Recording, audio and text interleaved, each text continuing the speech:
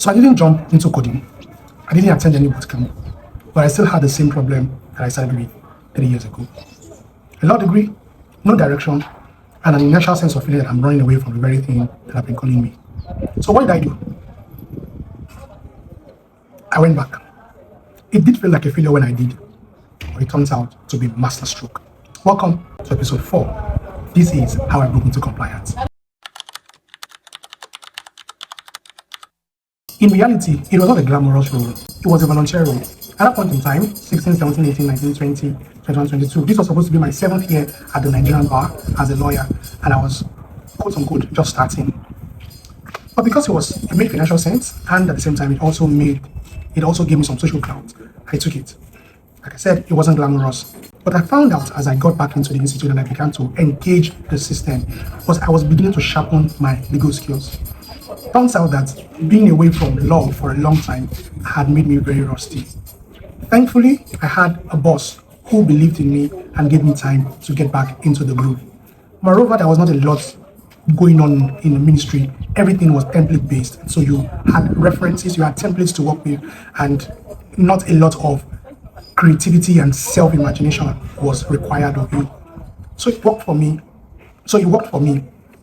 The second thing I began to observe was that I felt more comfortable when I approached people and I introduced myself and they asked me, what do you do?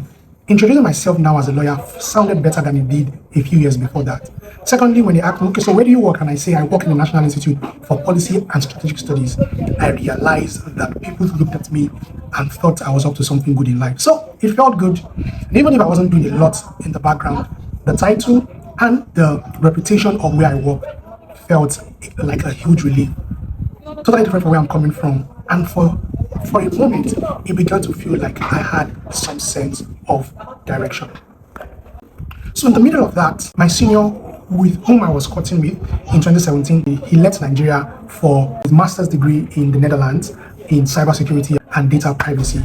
So he came back to visit in Nigeria and I invited him over to my house. This time around, I already had a house, I already had a wife, and we had our first child. So when he came around, we began to talk and began to ask me questions, what I was into, what I was up to, what I was doing, and the options before us.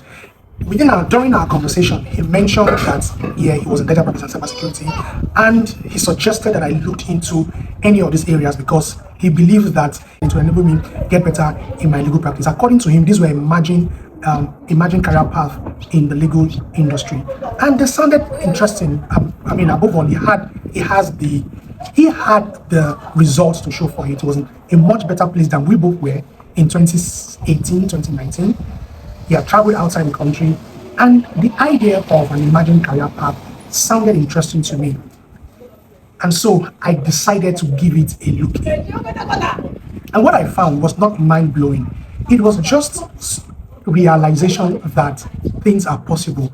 And for the first time in a long time, I began to nod my head and to say, I think this is possible. I begin to see patterns here. I'm going to give this a try. In the final analysis, it turns out that going back to my foundation was not a mistake.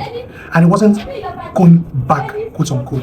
It was perhaps the best and the better decision I could have taken at that point in time. Maybe for you also, you may need to go back to the things you abandoned, to the path you thought had no future, and the things that you had considered to be a closed door. It could also be relationships that you had said bye-bye to.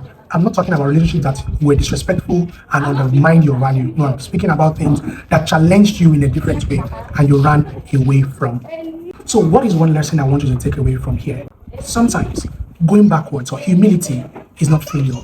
Going backwards is not disappointment. Going backwards can actually be one of the most strategic decisions you would ever take in your career.